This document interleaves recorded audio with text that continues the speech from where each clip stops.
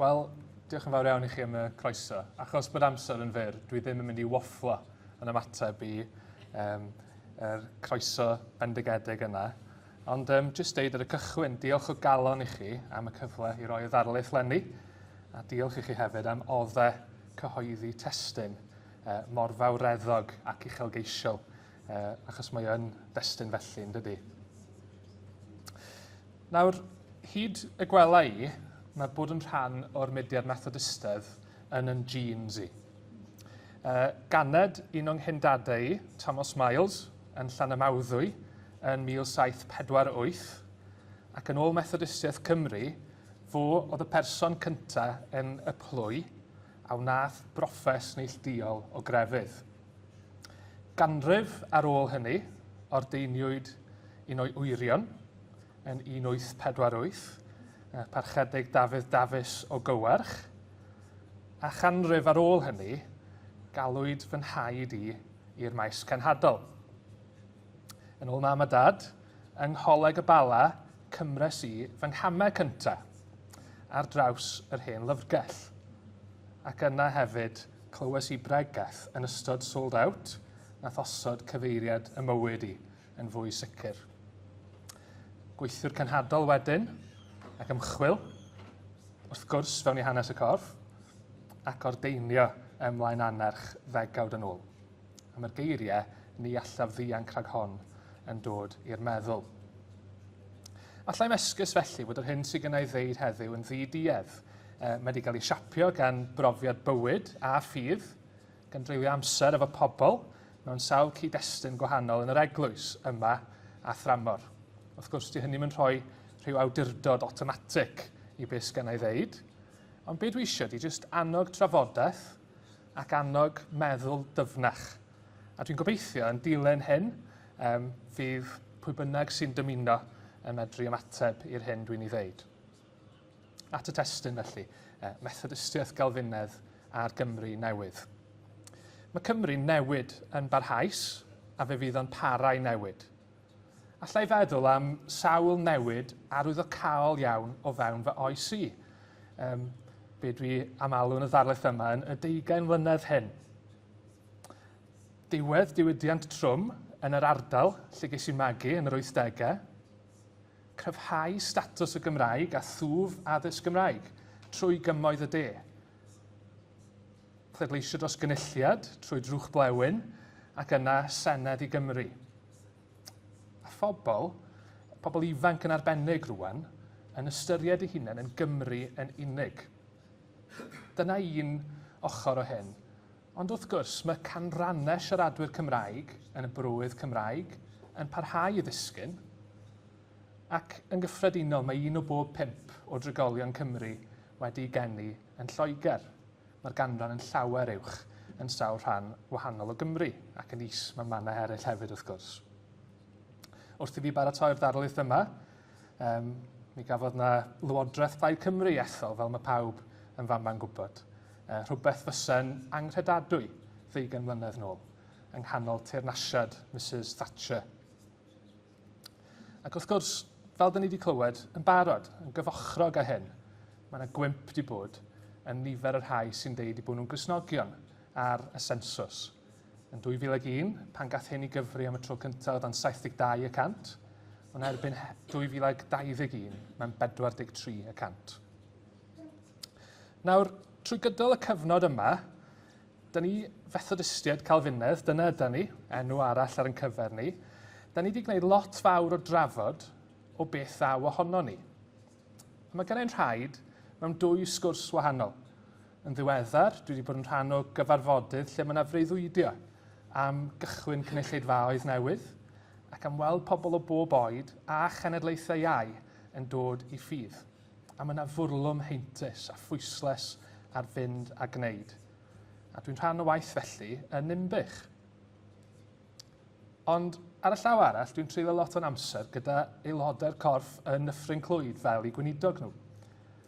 A tan yn ddiweddar, y capeli oedd prif ganolfannau y diwylliant Cymraeg yn yr ardal honno. Mae'n ardal Gymraeg sydd mor agos at y ffin.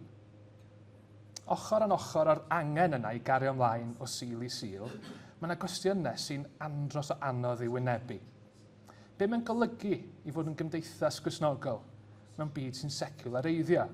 Beth yw'n cenhadaeth ni yn ardal mewn Cymru sy'n mor wahanol i'r un y magwyd llawer o'n aelodau ni ynddi? Maen nhw'n gwestiynau mawr, a maen nhw'n anodd i'w trafod. A does dim syndod o weld hyn fod rhai ohono ni eisiau datgan fod popeth ar ben. Ond nid dyna lle dwi eisiau aros heddiw. Chi'n falch o glywed hynny, siŵr o fod, fos yma'n mynd yn groes i thema ag ysbryd y digwyddiad yma hyd yn hyn. Dwi eisiau ein sgwrs ni arfogi ni, a rhoi gobeith i ni, ag cynnig ffordd ymlaen tua'r dyfodol. A dwi am wneud hynny trwy drio ateb 4 cwestiwn eitha syml. Cwestiwn cyntaf, wel, be sydd yn dod i ben? Be sy'n dod i ben yng Nghymru heddiw? Dros y ganrif ddiwetha, mae un adroddiad ar ôl y llall wedi datgan nad oes dyfodol i Gristnogaeth angydffurfiol. Mae o'n argyfwng. Ond, mae hi'n 10 mlynedd i achub yr eglwys ers dwi'n cofio. Dwi ddim yn meddwl bys yna gytundeb hyd yn oed yn y stafell yma am beth sydd angen i achub. So cyn i ni sôn am ddyfodol, mae angen gallu ateb y cwestiwn beth sy'n dod i ben. Beth sy'n dod i ben yng Nghymru heddiw. Mae wedi mynd yn beth cyffredin ofnadwy i sôn am Gymru fel gwlad ôl Gristnogol, a hynny'n gefndir i bob sgwrs am y dyfodol. Ond dwi'n meddwl bod yn werth diffinio termau chydig bach yma. Ac yn Gymraeg, mae yna 2 air sy'n cymysgu fo'i gilydd. Mae gennym ni Cristnogaeth, y ffydd ei hun, y newyddion da am Iesu Grist, sy'n newyddion da i bawb ym mhobman. A wedyn, y Gristionogaeth, y drefn gymdeithasol lle mae'r ffydd yna yn rhywbeth anhepgor, yn rhywbeth sy'n rhedeg trwy gymdeithas gyfan, trwy'r ffordd ti'n perthyn i gymuned, i deyrnas ac i wladwriaeth. Tan yn ddiweddar iawn roedd ymlyniad at y ffydd yn rhedeg trwy'r ffordd pobl yn byw, yn gweithio ac yn perthyn. Es i gyfarfod yn ddiweddar ac fel mae pobl capel yn gwneud, mae pobl wrth gwrs yn trafod sut mae pethau wedi newid andros o lot. Ac yn ôl un blaenor yn y cyfarfod yma, oedd o'n deud, oedd yna gyfnod yn Ynys Môn pan oedd rhaid i ti fod yn Methodist i weithio mewn banc. Nawr, dwi ddim yn gwybod os ydy hynny'n hollol wir, ond y pwynt ydy, stori o'r Gristionogaeth ydy honno, stori o Christendom ydy hi. Mae gan Gymru ei phrofiad ei hun o'r Gristionogaeth. Dwi'n mynd deud bod yn brofiad unigryw, yn brofiad special, sy'n gwneud ni'n wahanol i bawb arall, ond mae o'n brofiad a'i gymeriad ei hun o fewn cyd-destun arbennig. Wrth i'r ymerodraeth Rufeinig ddod i ben, a da ni'n mynd i gyfro andros o lot o hanes yn andros o sydyn fama, so peidiwch poeni. Da ni'n mynd i fynd yn fanwl trwy bopeth. Wrth i'r ymerodraeth Rufeinig ddod i ben, oedd yna gyfnod o symud pobl trwy Ewrop, teyrnasoedd yn codi ac yn disgyn. Ac yn ystod y cyfnod yma, nath Pryden, ynysoedd Pryden, ddechrau cael ei Cristioneiddio. Mae'r dystiolaeth yn andros o dymeidiog am rannau o stori yma. Ac ar y cyfan, bod o'n ffasiynol i beidio ei galw nhw'n oesoedd tywyll bellach, mae'r ffaith bod cyn lleiad o wybodaeth yn golygu fy modd i rywun brofi pob math o bethau am y cyfnod yma. Yr enghraifft amlyca da ni'n gweld yn cwmpas ni yw y myth yma o'r eglwys Geltaidd. Ond mae'n bwysig i ni sylwi nad proses o unigolion yn newid barn yn unig oedd hyn. Dylswn ni ddim meddwl am Dewi Sant yn rhedeg cyrsiau alffa. Ond yna gyfuniad o bethau dros amser hir. Achos dyna mae'n golygu i gynhadu, ddim wastad atebion dros nos. Ond yna bregethu ac esbonio'r newyddion da, perswadio pobl oedd yn geidwed disg, a phob math o wasanaethu ymarferol. Nawr, mae ymwneud efo dechrau'r Gristionogaeth, dechrau Christendom, yn herio yn categoriau taclus ni am ffydd. Ond dyn ni yn gallu deud hyn am y rhan fwyaf o'i hanes Cymru Gristionogol. Hynny yw, per rhan o Gristendom oedd Cymru. Cymru Gymraeg ei haith. Nawr rhan allweddol o'r stori yma yw'r rhannu'r profiad, yw'r rhannu'r ynys yma a phobl eraill, efo'r garfan fwyaf yn dylanwadu yn ddwfn ar bob cymuned arall. I ni yn neud jokes am y bobl drws nesaf yn aml. Ni wedi clywed cwpl ohonyn nhw tra bod ni yma dros y ddeuddydd yma. Ond mae'n bwysig cymryd cam nôl hyn a meddwl am y berthynas yma. Yn straeon y Cymru amdanyn nhw'u hunain, unwaith oedd yr ynys gyfan yn perthyn i ni. Ac yn ôl Gildas, un o'r mynachod cynnar hynny, cododd Duw y Saeson yn gosb am anffyddlondeb y Cymru a'i harweinwyr nhw'n arbennig. A wedyn trwy'r stori gyfan, mae yna ryw islais o golli'r dydd, o hireth am ddoi na ddaw yn ôl. A mae'r ymdrechion hynny drio diogelu ar wahanrwydd neu rhyw fynegiant arbennig Cristnogol Cymraeg yn aml yn methu. Ni'n meddwl am statws a chysgobaeth Tiddewi yn y canol oesoedd.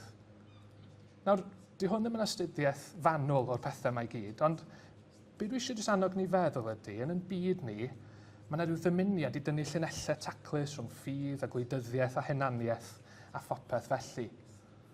Ond mewn gwirionedd mae perthynas pobloedd yn rhan mor bwysig o stori'n byd ni, ac mae'n gefndir pwysig i'n dealltwriaeth ni o be mae'n golygu ddeud fod Cymru'n wlad Gristionogol.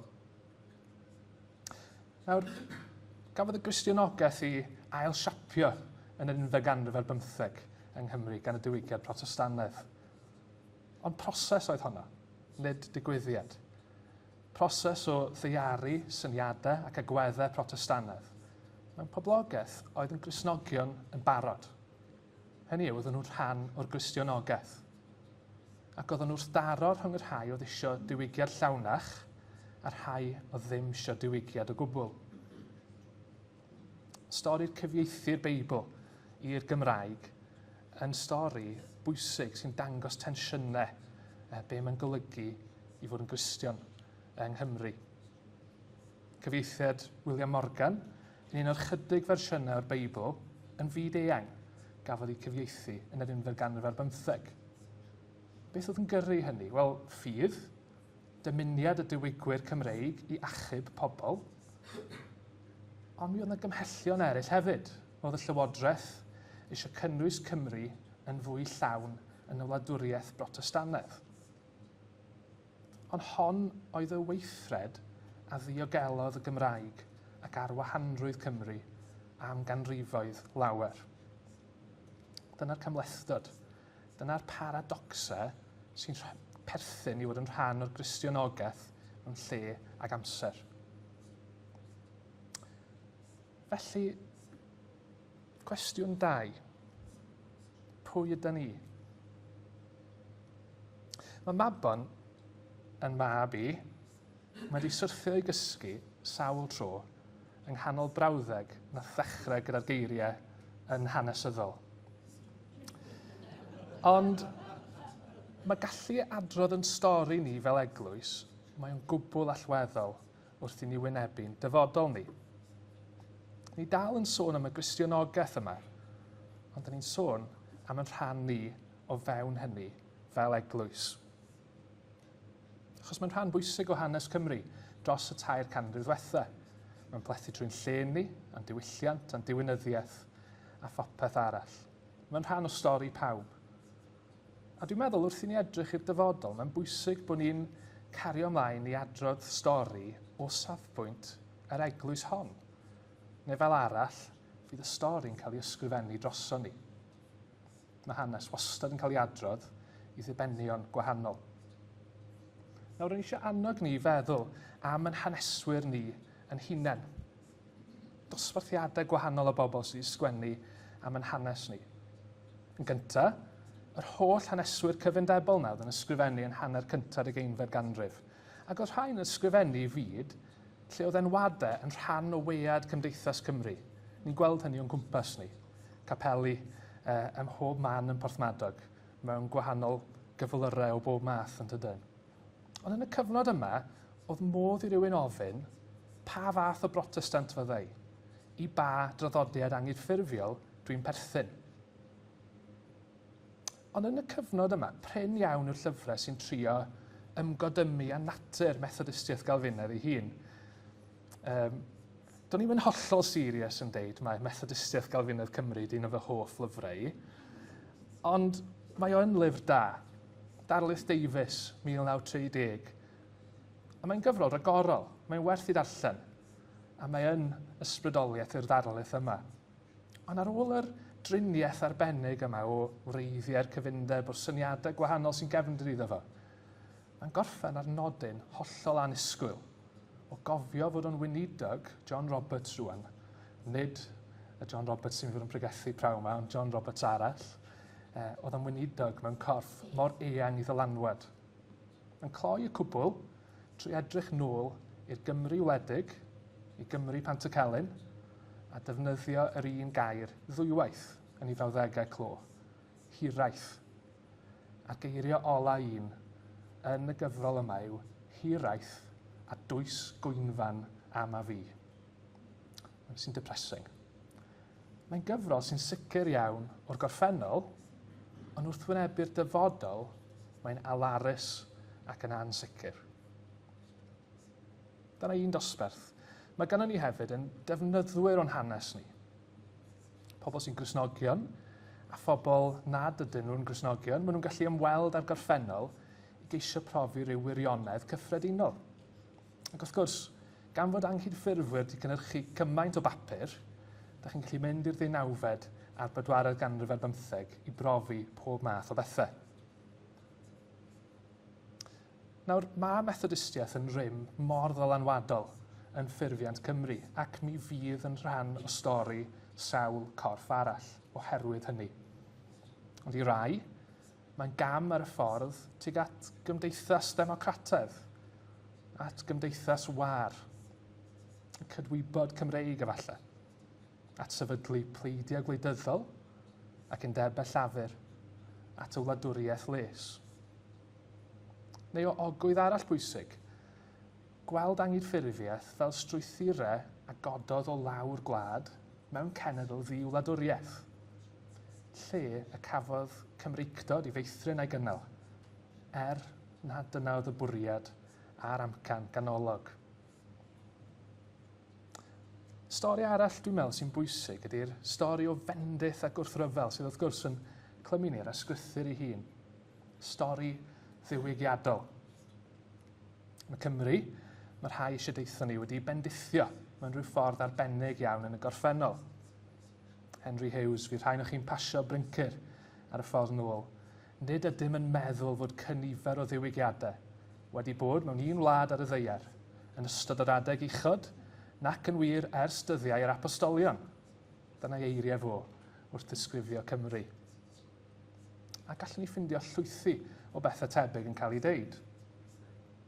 Nawr, dwi'n yn gwadu fod yna rhywbeth trawiadol am draddodiad crefyddol Cymru.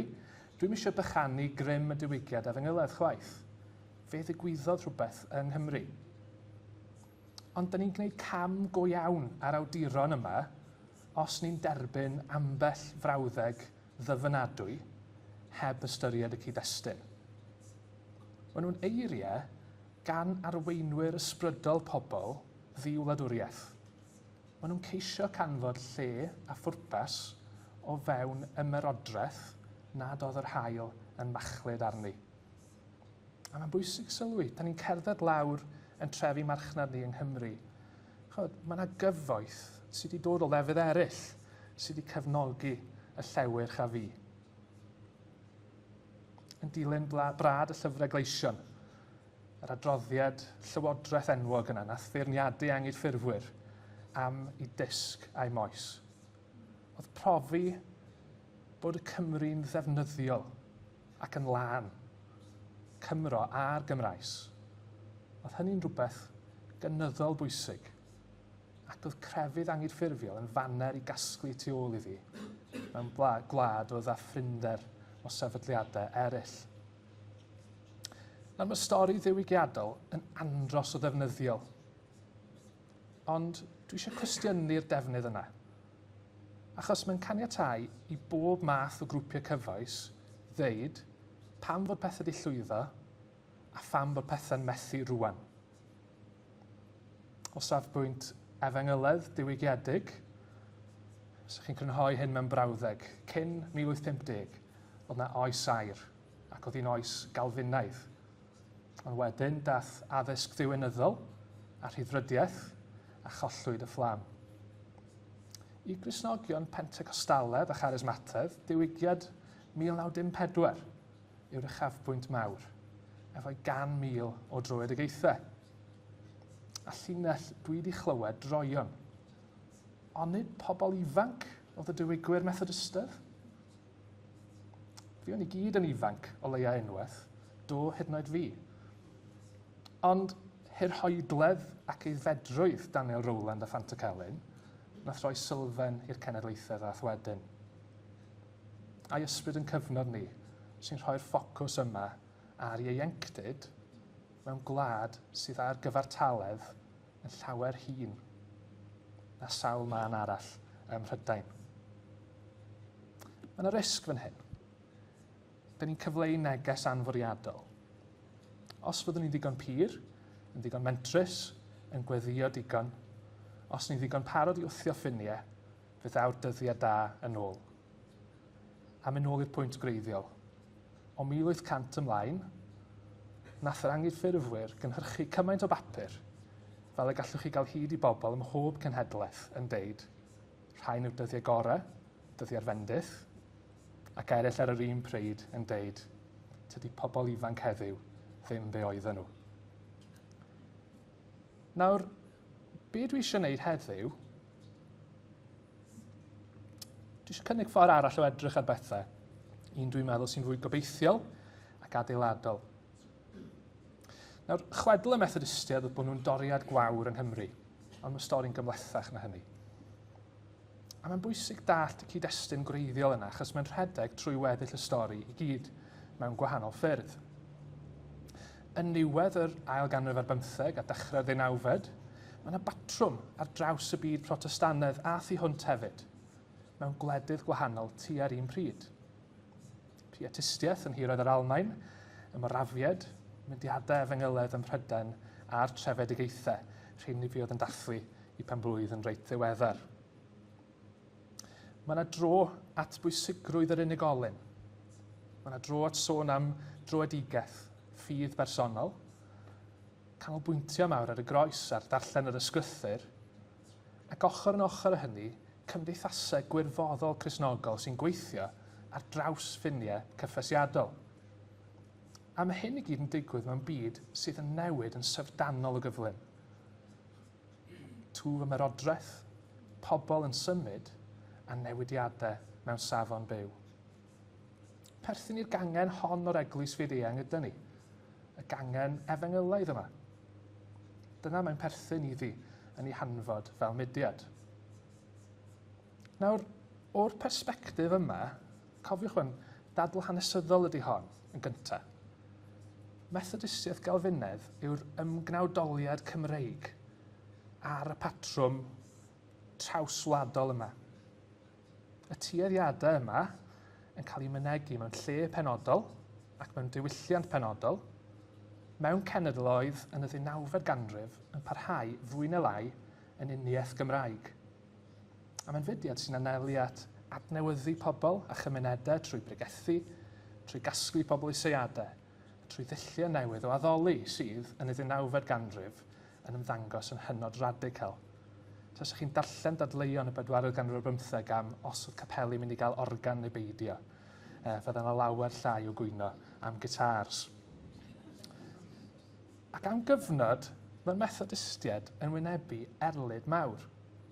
Achos mae neges fel hon, neges fod angen i bobl ddod i ffydd bersonol, yn doriad mawr a threfn cymdeithas Gristnogol. A mae'n stori efo lot o amwysedd yn perthyn iddi, a mae angen bod yn eglur am hynny. Mae'r bobl yma wastad yn mynnu am gyfnodau maen nhw yw'r ffyddlonau i'r wladwriaeth a'r eglwys, bod i neges nhw'n rhan o chwildro yn y Gristionogaeth, ac yn ôl rhai yn gam pwysig tuag at ei ddiwedd. Dyma'r mudiad fydd yn allweddol i ddiogelu'r iaith wrth i Gymru ddiwydiannu. Ac eto mae'n cario holl gymlethdod a gweddau pobl Cymru at ei hiaith yn y 4th ganrif ar 15. Oherwydd oedd yr arweinwyr yma oedd yn gwneud y mwyaf i gadw'r Gymraeg yn gyffyrddus iawn yn gohebu ei gilydd yn Saesneg. Rhai yn derbyn fod marwolaeth yr iaith yn anorfod, dan ddylanwad syniadau cyfnod nhw am hil a chynnydd. Stori mewn lle ag amser ydy hon, am Gymru sy'n rhan o Bryden, o fewn ymerodraeth, ac mewn rhai rhannau o Gymru, lle dyn ni dal yn gweld hyn i ryw raddau o hyd. Mae o'n ail-ffurfio Cristionogaeth. Cristionogaeth Gymreig sydd mewn gwirionedd yn eitha byrhoedlog, lle mae perthyn i gapel a pherthyn i gymuned yn anwahanadwy. Y cwestiwn arfer bod yn y 19th ganrifoedd, ydych chi'n perthyn i'r eglwys wladol, erbyn trwad yr 20fed, y cwestiwn oedd pa fath angydffurfiwr ydych chi. Mae'n gorff sy'n wastad yn sensitif i'r cyhyddiad o sectyddiaeth. A mae arweinwyr o wastad eisiau gwthio y corff at wreiddio ei hun yn traddodiad yr eglwys, y traddodiad mawr, gan gredu bydd hynny'n diogelu. Ac wrth gwrs, nid mynd ati i gychwyn enwad wnaethon nhw, rhoi opsiwn arall i bobl, ond corff a dyfodd ac am ffurfiolodd mewn cyd-destun penodol, corff ddaeth yn eglwys. Nawr, dwi'n siŵr bod gennych chi lot o gwestiynau.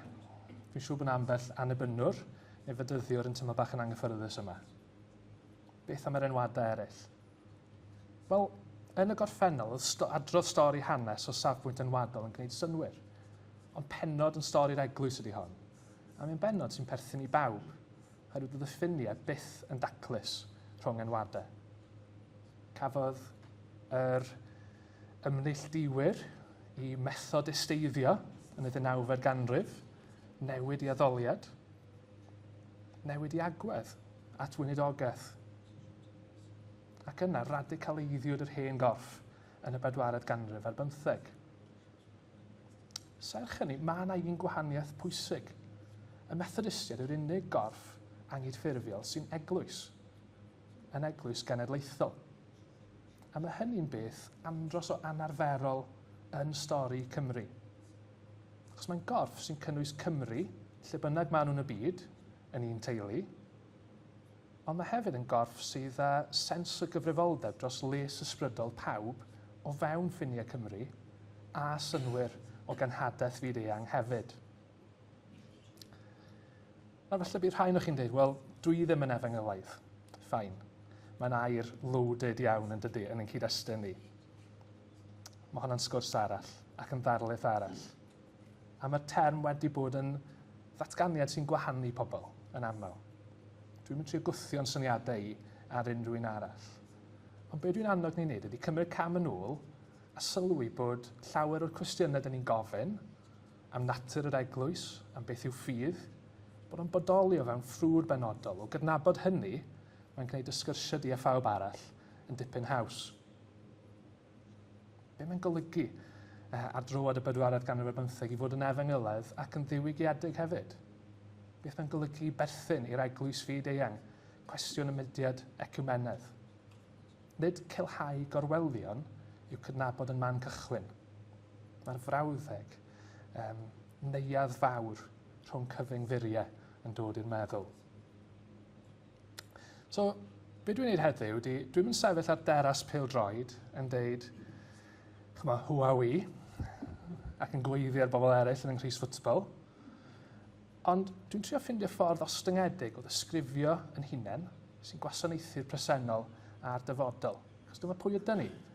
Ni'n hen gorff sy'n perthyn i gyfnod ail siapio'r Gristionogaeth mewn un cornel fach o Ewrop.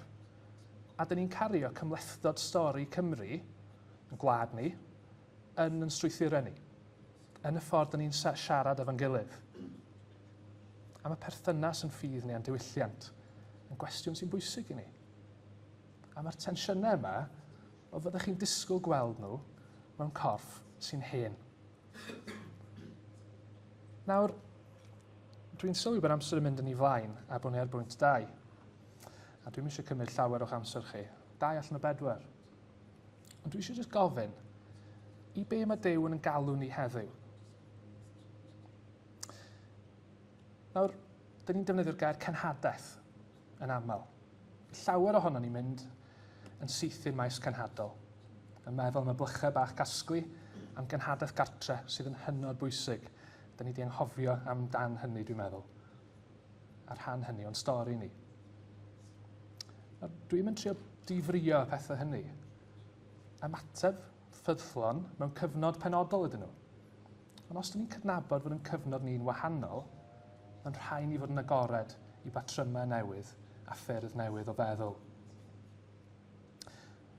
Dros y ganrif ddiwetha, mae lot o feddylwyr Cristnogol wedi cyfoethogi'r ffordd dyn ni'n meddwl am yr eglwys. Yr rhan bwysig o hyn wedi sôn am genhadaeth Duw, yn busu o Dei. A be mae hyn yn dweud ydy, mae man cychwyn cenhadaeth yw natur y Duw trindodedd ei hun. Duw sydd yn ei hanfod yn gariad perthynol. Mae yna berthynas o fewn Duw ei hun.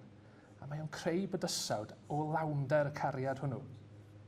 Cyn bod cenhadaeth, mae yna berthynas o gariad ac o anfon o fewn Duw. Y tad yn anfon y mab, a'r tad a'r mab yn anfon yr ysbryd. Hwn yw'r Duw sy'n cymodi'r byd syrthiedig efo fo'i hun yn Iesu Grist. Iesu, mab Dafydd, mab Duw. A mae hwn yn gymod sy'n cyfannu y greadigaeth gyfan. Mae'r Duw yma yn anfon i bobl o i fod yn ddynoliaeth newydd. Nid pobl sy'n cael eu tynnu allan o'r byd, ond i gosod yn y byd, yn arwydd o'r newyddion da ac yn rhagflas o lawnder y deyrnas. Felly, fel eglwys, ni nid clwb ydyn ni, ni'n rhannu yng ngweinidogaeth y Crist atgyfodedig, yng ngrym yr ysbryd sy'n mynd o'n blaenau ni, trwy rannu'r newyddion da amdano fo, trwy wneud disgyblion a thrwy wasanaethu eraill. A mae 3 peth yn dilyn o hyn. Nid rhywbeth mae'r eglwys yn ei wneud yw cenhadaeth, ond pwrpas i bodolaeth hi. Pwrpas pob un cynulleidfa, beth bynnag yw ei maint hi, beth bynnag yw ei oedran hi. Yng ngeiriau Chris Wright, nid deud ydyn ni fod gan Dduw genhadaeth yw eglwys yn y byd, ond fod ganddo fo eglwys yw genhadaeth. Mae hyn yn rhoi dealltwriaeth llawnach i ni o berthynas Duw a'i bobl a'i gread, a mae'n helpu ni'n uniongyrchol. Os dim lle wedyn i feddylfryd clwb, all neb ddeud, dwi'n cael dim o fy aelodaeth. Achos nid mewn sefydliad neu adeilad mewn aelodaeth ni, ond yng nghorff byw Iesu Grist. Trwy ras, gweithred Duw yw hyn. Dyn ni'n gorff sy'n bodoli mwyn eraill, oherwydd dim ond trwy hynny ydyn ni'n bodoli o gwbl. Ac yn ail, mae o'n chwalu'r rhaniad yma rhwng gweinidogaeth draddodiadol a gwaith arloesol, rhwng eglwys draddodiadol a chynulleidfa arloesol. Mae'r geiriau hunain yn cario ystrydebau. Mae gen ti'r weinidogaeth draddodiadol, y dyn llwyd yma, sy'n paneidio efo'r oedrannus, yn mynd i blith y 2 neu 3. A wedyn, y weinidogaeth arloesol, plant a phobl ifanc, mwy o liw, mwy o glitter, bouncy castles a gitar yn lle organ. A dwi'n deud hynny achos digwydd bod wnaethon ni gael bouncy castle yn y capel ni am y tro cyntaf wythnos diwetha, ac am y tro cyntaf gerddodd 2 o'n blaenoriaid ni y fewn un bore ar gyfer plant bach a'n gweld i yn sefyll ar ben bouncy castle. Nawr, be dwi eisiau deud ydy bod y rhaniad yma sydd wedi datblygu yn ymplith ni, mewn gwirionedd di'n helpu neb. Un weinidogaeth sydd. Dim ond un gweinidogaeth. Gweinidogaeth yr Iesu byw i'r byd trwy bobl. Gweinidogaeth mae'r eglwys gyfan yn ymuno ynddi. Dwi'n eisiau ni ramantu, dwi'n eisiau ni wadu'r heriau go iawn. Ond wrth wynebu'r dyfodol, mae angen rhoi'r urddas a'r pwrpas yna, mae Duw ei hun yn rhoi i bob un ac i bob cynulleidfa. Hyd yn oed mewn gwendid, mae'n dda i ni gofio mae pethau gwan y byd ddewisodd Duw i gywilyddio'r pethau cedyrn, a phethau dystadol y byd, a phethau dirmygedig a ddewisodd Duw, y pethau nid ydynt i ddiddymu'r pethau sydd. Ac felly ni all neb yn ffrostio gerbron Duw, ond trwy i weithred ef, yr ydych chwi yng Nghrist Iesu, trwy i weithred ef. Dyma'r Duw a dreiglod y maen, ac efo'n cyndadau ni, tadau a mamau yn y ffydd. Da ni'n gallu deud, ohono ef mae fy nogonedd, ynddo trwy fy ddinoedd af. Ac yn drydydd, mae hwn yn cadw ni rhag pegynnu. Mae hynny'n rhywbeth mor nodweddiadol mewn diwinyddiaeth boblogaidd Eingl Americanaidd. Mae rhai yn dweud mae pregethu'r gair yn unig i'w cynhadu, rhai yn dweud mae helpu eraill ydy hynny.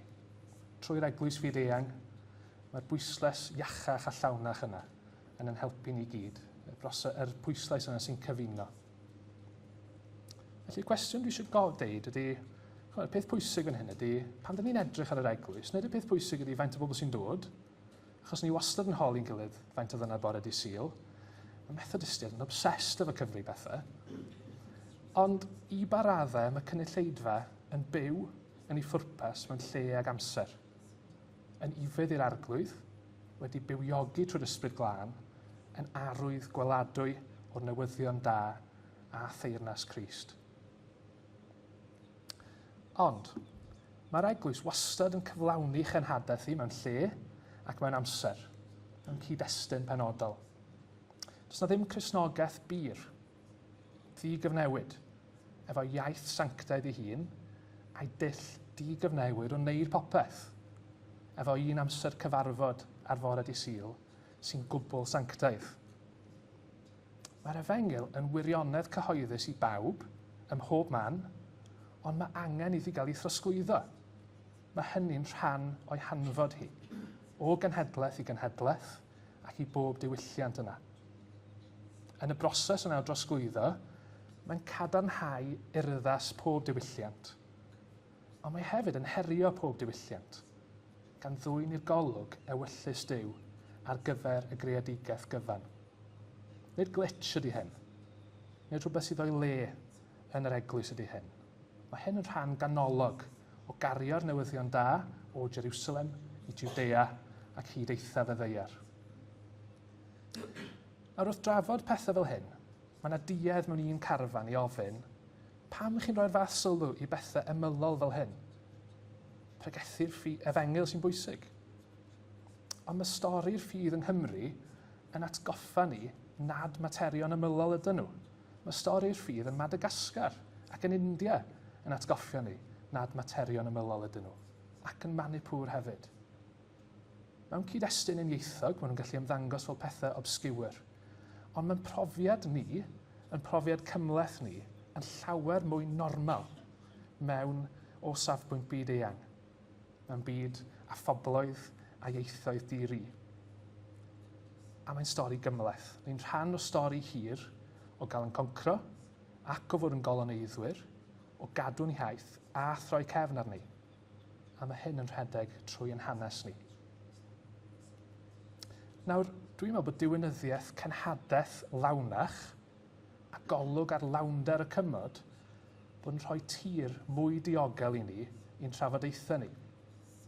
Achos mae'n atgoffa ni, mae'n nid rhaniad yw amrywiaeth mewn iaith a diwylliant, ond rhan o fwriad Duw ar gyfer ei greadigaeth o. Bwriad sy'n cael ei ddatguddio ar ddydd y Pentecost, wrth i bobl glywed yn ei mamiaeth am fawrion weithredoedd Duw.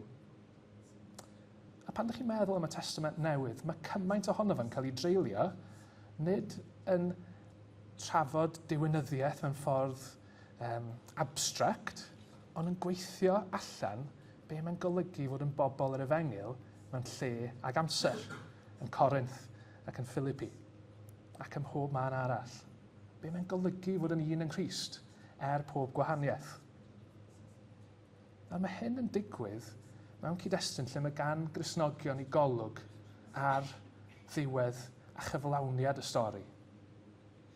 Ar yr adeg pan ddaw adferiad popeth, mewn nef newydd a deiar newydd. Ar ddiwedd datguddiad, mae Ioan yn gweld dinas heb angen hael na lloer, oherwydd gogoniant Duw sy'n ei goleio a'i lamp hi yw'r oen, a bydd y cenhedloedd yn rhodio yn ei goleuni hi, a byddant yn dwyn i mewn iddi o goniant ac anrhydedd y cenhedloedd. Nid rhwystyr yw diwylliant a iaith, ond rhodd, cyfrwng i roi clod i Dduw. Wel, da ni'n dod rwan i lanio yr aeroplan, fel sy'ch chi'n gobeithio, pan bod ni'n cyrraedd y pwynt hyn yn y sgwrs ni. Jyst eisiau gofyn, wel, be mae hyn yn golygu ni fel corff? Corff ydy ni, sy'n perthyn i'n gilydd. Corff sy'n byw yn y lle yma. Corff sy'n gorfod meddwl be mae'n golygu weithio yma yn y Gymru hon, o'n persbectif ni. Mae yna ddau beth dwi eisiau deud. A sylwadau, eto, jyst o brofiad personol ydy'r rhain. Chi'n cofio ni'n dweud ar y cychwyn, does na ddim sefyllfa, does na ddim Cristnogaeth bir, mae genna i gyd-destun penodol, fel sy'n gan bob un ohono ni. Mae'n bwysig i ni ddallt a gwrando ar straeon yn gilydd. Ac, frankly, chi wedi rhoi 3/4 awr i fi wneud hynny rwan hyd yn hyn, so waith i fi gymryd mantas o hynny. Dwi'n cofio mynd i eglwys Saesneg yn Abertawe ac yna cael deud y drefn am siarad Cymraeg pan o'n i'n blentyn. Yn Ne Cymru, oedd rhywun yn ymwybodol iawn o'n adensiwn. I rai, mae'r capel yn ofod diwylliannol Cymraeg. I rai, mae angen iddo fod yn Saesneg mwyn cyrraedd pawb. Dwi'n ymwybodol o un eglwys oedd i rhoi'r fath bwysigrwydd i gynnal pethau'n Saesneg, fel bod nhw wedi rhoi hyn yn ei chyffes ffydd, rhwle rhwng bodolaeth Duw ac ail ddyfodiad gogoneddus Crist. Ond mae'r stori wedi newid erbyn hyn. Pan mae rhywun yn mynd i gynhadledd am blannu eglwysi, ni'n clywed termau fel heart language, iaith y galon, sôn am y Cymru Cymraeg. Nawr, mae gwreiddiau y darlun yma o Gymru yn dod o fodel academydd o'r enw Dennis Bolsom, ac fe gyhoeddwyd y gwaith yna yn 1985. A beth oedd o'n dweud oedd bod yna hunaniaethau gwahanol yng Nghymru, ac ardaloedd gwahanol, y Fro Gymraeg, Welsh Wales a British Wales. Yn yr 20 mlynedd diwetha, ac yn enwedig yn y blynyddoedd diwetha, mae Cymreictod wedi mynd yn hunaniaeth fwy cynhwysol. Ni'n clywed pobl yn deud pethau fel, os ti eisiau bod yn Gymro, gellu di fod. A'r syniad hefyd bod yr iaith Gymraeg yn perthyn i bawb. Ond ar yr un pryd, mae'r ardaloedd efo mwyafrif clir o siaradwyr Cymraeg yn mynd yn llai. Felly, i garfannau gwahanol mae hyn, i'r rhai sy'n sôn am heart language. Dwi'n andros o falch bod ni wedi cyrraedd fama, ond dwi jyst eisiau annog ni feddwl, mae'r her wedi mynd yn gymlethach. Fel rhywun sy'n byw yn Nimbych rwan, a rhywun oedd yn byw yn Rhydaman trwy blentyndod, mae pobl Gymraeg mewn sawl lle yng Nghymru yn meddwl bod yna rhyw dir na nog Cymraeg rhywle yn y gorllewin, lle mae pawb yn gwrando ar Elin Fflir, a pawb yn gwylio S4C bob nos. Ond nid dyna'n byd ni, nage? Mae'r byd yn mynd yn fach. Nes i gael profiad rhyfedd iawn o hyn pan nes i Mizoram a cael y fraint o wneud hynny. A mynd yn styc ar daith car 10 awr, lle y cwbl oedd gan ni wrando arno oedd Taylor Swift. 10 awr i'r ffin a Myanmar a nôl yn gwrando ar Taylor Swift yn unig. Mae wedi siapio mywyd i ers hynny. Nawr, stori'r cyd-destun Prydeinig yw mae dim ond Saesneg sy'n gallu bod yn gynhwysol mewn gwirionedd. Ond nid o fabel mae hynny. Does dim yn rhwystro eglwys Gymraeg rhag bod yn gynulleidfa sy'n anelu i gyrraedd cymuned sy'n fwy amrywiol o ran iaith a diwylliant. Yn Gymru, yn Saeson, Cymru di-Gymraeg a mewn fudwyr. Herwydd mewn cymdeithas ni'n mynd i barhau i newid. I eglwysi sydd ei gwreiddio nhw yn y diwygiad efengylaeth. Pan chi'n meddwl, seiadau yw llawer iawn yn cynulleidfaoedd ni, y 400 yna. Seiadau oedden nhw, amser yn ôl, sy'n addoli'n Gymraeg yn unig. Dwi eisiau dweud diolch. Diolch am bopeth. Diolch am y partis ysgol Sul, y pink wafers, y brechdannau tiwna tenna yna, rhodd mam, a chymdeithas glos Gymraeg. Mae hwnna wedi rhoi rhywbeth amhrisiadwy i gymaint o bobl. Ond mae'r her yn wahanol heddiw. Mae yna gymdeithas mor wahanol ar stepen yn drws ni. A tydi'n cyd Gymru ni ddim angen ni bellach i fod yn Gymru. Mae gennym ni dîm ffwtbol. Oedd gynnon ni Gareth Bale, bod ni ddim mewn cwpan y byd. Ond mae gennym ni rhywbeth gwell o lawer i'w gynnig. Neges am obaith, neges am gariad Duw sy'n caru pob un, a sy'n gwahodd pob un i fywyd efo Iesu Grist. I fod yn rhan o gymuned sy'n arwydd weledol o'r cariad yna. Mae'n cyd-destun ôl Gristionogol ni yn gorfodi pawb i newid eu hosgo, i newid y ffordd maen nhw'n meddwl am eu gymdeithas. Dwi'n meddwl bod modd ateb pob cwestiwn dros nos. Ond dwi'n meddwl, yn y cyd-destun yma, mae arweinyddiaeth yn hyndro bwysig, andros o bwysig. Arweinyddiaeth o bob math, ordiniedig a lleig. A mae meithrin a hybu diwylliant yn bwysig. Yn y cyd-destun Cymraeg, ni wedi cymryd yn ganiataol bod yna rhywun yna i gyfieithu'r Beibl a'i ddehongli.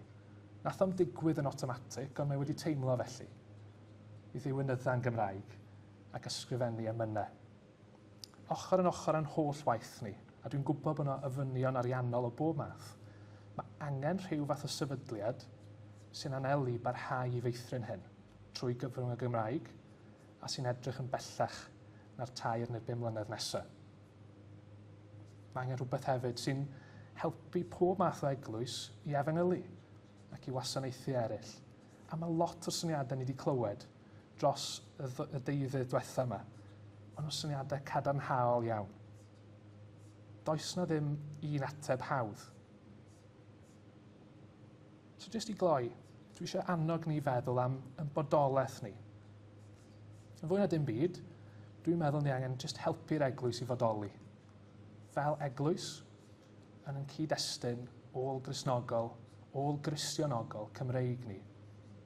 Efo synwyr pendant o'n galwad ni i gynhadaeth Duw ac o urddas a gwerth pawb.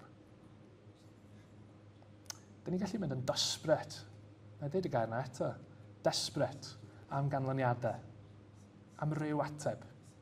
Ni'n deud argyfwng, mae'n dinas ni ar dan. Ond naeth newid strwythyr ddim newid hynny. Mae angen i ni weld yr eglwys fel corff sydd wedi ddal a'i gofleidio yng nghariad Duw. Fel pobl sydd wedi'n ffurfio, a'n galw, a'n cysuro, a'n herio trwy'r gair byw. Mae'n stori ni'n atgoffa, doedd na ddim quick fix yn y 19 ganrif, na'r 14 ganrif o 15. Ond mae yna Dduw sy'n newid sefyllfaoedd. Dwi eisiau gorffen efo un peth sydd ar y sleid. Dwi'n siŵr bod yna bethau, dwi'n gobeithio bod yna bethau o'r sgwrs yma sydd wedi procio meddwl. Dwi'n gobeithio bod chi ddim i gyd jyst wedi laru. Ond dwi'n meddwl mae yn y Gymru, da ni'n byw yn ddyfo rwan, pererinion sydd angen. Pobl sy'n edrych ar y daith o'n blaenau ni, efo'n golwg ni ar Iesu Grist. Pobl sy'n deheu am weld eglwys Iesu Grist yn hardd yn ei bywyd, a'i thystiolaeth, yn un yn ei chariad a'i phwrpas. Pobl sy'n heraethu nid am y gorffennol, ond yn heraethu ymlaen, yn heraethu am ddyfodol, fel pobl sydd wedi caru a'i cyfleidio gan ras Duw yn Iesu Grist. Te'r dysbryd sanctaidd, ledi ar ffordd, bydd ni'n niwl a thân, ni cherddau'n gywir, hanner cam, ond i fyddu di o'n blaen.